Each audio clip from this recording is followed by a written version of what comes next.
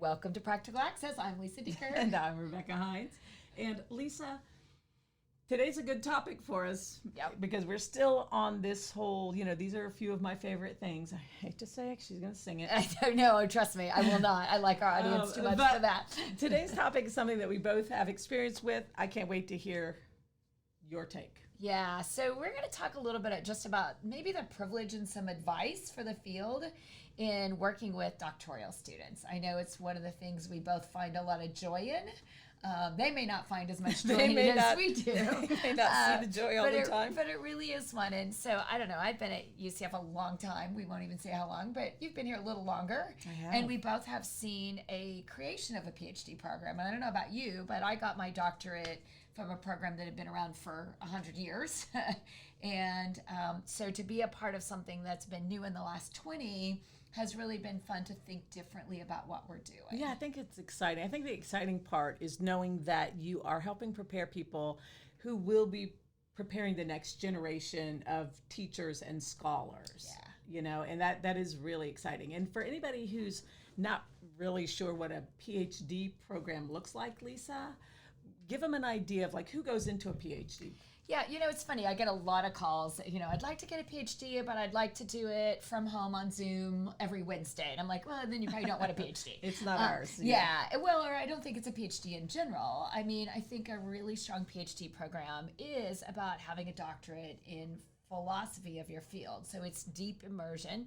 Our field has a great opportunity called an EDD, which is an educational doctorate, which I highly recommend for people that want to go part-time and want to do. But if you really want a doctorate, a PhD, most disciplines require 5 to 7 years. Our program does it in 3 to 4. And basically what it is it's a chance to say, I want to be a leader. And I don't know about you, but I hear this quite often. People are like, oh, well, I want to do this, but I don't want to leave kids. And I'm like, well, I had the same thought, but honestly, my high is 10 times higher than when I was with kids in my educational high of now I get to train a teacher who trains thousands of children. Better yet, now I get to train a doctoral level person who's going to train hundreds of teachers who are going to train thousands of kids. So when you get a PhD, it simply means that you're at the pinnacle of your field and you're a deep thinker both in teaching and research. And not just a thinker, but a researcher. Right. And being able to do something about it. So we don't take folks in the PhD in our discipline without practical knowledge.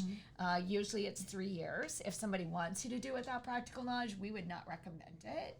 And the people that we see very highly successful have really good teaching experience, but a real passion to be a changer in the field and to commit at least a year. And most of ours commit full time to be here and be a part of that change. Yeah, I think that's exciting.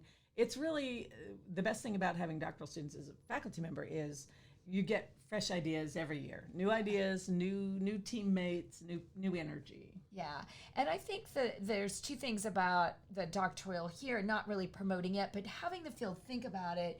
One is we've done a great job nationally in the last 20 years of really getting a beautiful, rich, diverse cohort of scholars. And I won't give you all the data because that's boring, but I will tell you over 100 scholars and 34 have been from diverse backgrounds and cultures. And 22 of them have disclosed disabilities. And I'm not sure we're leading the country, but I would say we're really at the top of our game in making sure the scholars in the field of special ed look like the kids that are in special education. We're probably short on guys. I'm not going to kid you. That's because the teaching force is short on that. But I think it's really important when you think about a person who's blind, a person who's deaf, a person with cerebral palsy, a person with ADHD, whatever it might be, having someone standing in front of them that is a teacher or a student, that's important, but equally important is someone who's bilingual, someone who's African American, someone who's Hispanic, so that whole diversity in higher ed, we talk a lot about, but it really starts from the teaching force and having the teaching force look diverse so that PhD students can look diverse. And I think one of my favorite quotes is one of our scholars is quoted in a newspaper saying, look, I didn't talk about my learning disability until I came to the program at UCF, where I was in a culture where everybody talked about their differences as a strength. So I realized being different was an asset instead of a deficit. And I think that's what we're trying to do in the field of special ed, but I think the special ed doctorate should look like that too. I agree. And the interesting thing is, we also have had students who have a disclosed disability, but they don't disclose it. They feel uncomfortable. They feel like, oh, I don't want to say this to everyone because I don't want people to think I'm getting special treatment, or et cetera, et cetera. And it just really is so indicative of, even at that level, people don't understand that accommodations aren't about giving somebody more than someone else. It's about leveling it. I always say, if somebody walks in a room with a guide dog, and it's clear they need that guide dog for support, other people don't say, I didn't know we could bring our dogs. Yeah. It's like they understand it. But sometimes when it's a disability that other people can't immediately recognize, they still feel self-conscious about those supports.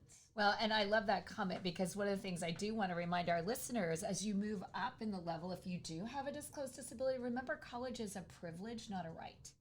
Mm-hmm. K through 12 IDEA is a right. When you get to college, depending on the level you're in, your accommodations can change. Because if you want to be a surgeon, you don't have the right in medical school to say, yeah, but I don't want to do surgery. Like, blood bothers me and I'm not going to take that doctor's exam. It's too hard.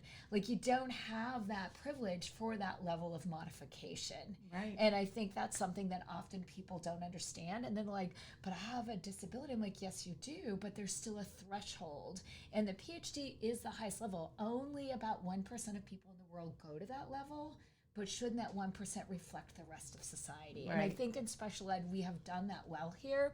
I'm also going to throw out one more piece of data, that we have 11 parents of kids with disabilities. Right. I think that data is important, and yet what we now know in the teaching force, Becky, and it drives me crazy, we don't know how many of our teachers are parents of kids with disabilities. We don't know how many of our teachers have disabilities, because we can't make them disclose. And so we don't even know if the teaching force represents. And then we make assumptions by skin color that it does represent diversity. Right. And maybe it is more homogeneous than we think. And so I do think we have work to do in this space, but I do think that people are looking for a PhD and have a disability, have a diverse background.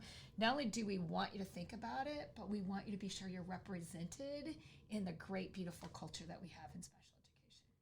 Well, let me get some clarification from you. Is your message in this episode, circling back, are you trying to recruit people to our program? No, to any program, anywhere. Yeah. So do you have any tips for university types who are trying to build that type of diversity in their own programs? Yes, only nobody may like my advice. Probably not. So let me just say that I'm trying to recruit people for anywhere, because this year, post-pandemic, we are seeing more jobs in higher ed. Remember, our field started in 1975. Right. Many people are retiring said, we're gone. So there are over 250 jobs at this moment in special education and higher ed. So we not only need people, we need great people who reflect. But what I'm really trying to say is that as we recruit people and people go into this higher ed level, they need to be thinking about, why would I want to do this? Right. What is it, the impact? The first thing we do with our doc students is we make them make a mission statement, and they laugh at us. Right. They're like, well, I just want to change the world. We're like, yeah, that's really great. But I can tell you right now, my mission is to make the world a better place for inclusion and teacher preparation using simulation technology and any practice that makes a difference for kids learning. Right. Like that's what a PhD is about, is having the voice to make change happen, but to make sure you're so clear in what you're doing. So yes, trying to recruit people because we have a national shortage, and it doesn't matter. Parents of kids with disabilities, you have a skill set, but don't assume if you don't have teaching experience, you don't have that background. Make sure you talk to people and find out what you need to take that pathway. Just being a parent is amazing. It doesn't necessarily make you qualified to know the depth of the field.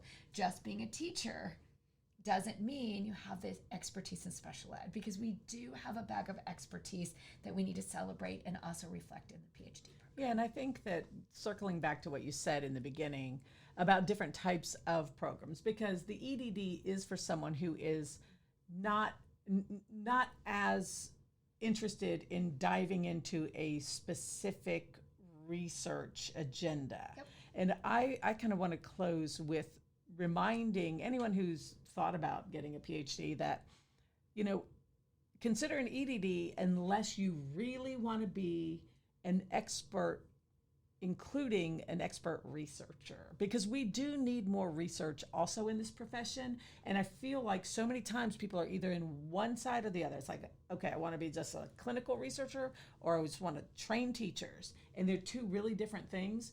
A PhD program is kind of designed, at least ours is, and I think many, to meet both of those things. So, and it's tough, but come in knowing what you passionately want to be an expert in, because you are asked hard questions.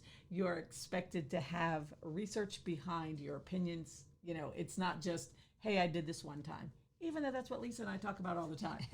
Well, and the one question you asked me that I didn't answer, and this is my last tip, is if you are out there as a faculty member and you want to recruit people, you meet them on the street, they send you an email, pick up the phone and call them. I haunt people. If they say they're interested, I'm like, and why are you interested? What can I do? What kind of funding? Where do you need to live? All of that before they apply.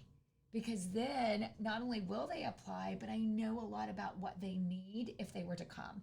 And I think we too often leave it to the bot, the computer email, and to me, getting a person in a PhD program from a diverse background, you gotta know what they need to make them successful. And they have to feel connected. They have to feel connected. And I think we've done that well. So we're proud of all those UCF PhD students, but we're proud of anybody that's gotten a doctorate, and anybody who's thinking about it. We really encourage you to do your due diligence. So thanks for joining us. If you have questions, please send us a tweet at Access Practical, or send us a Facebook question at Access Practical.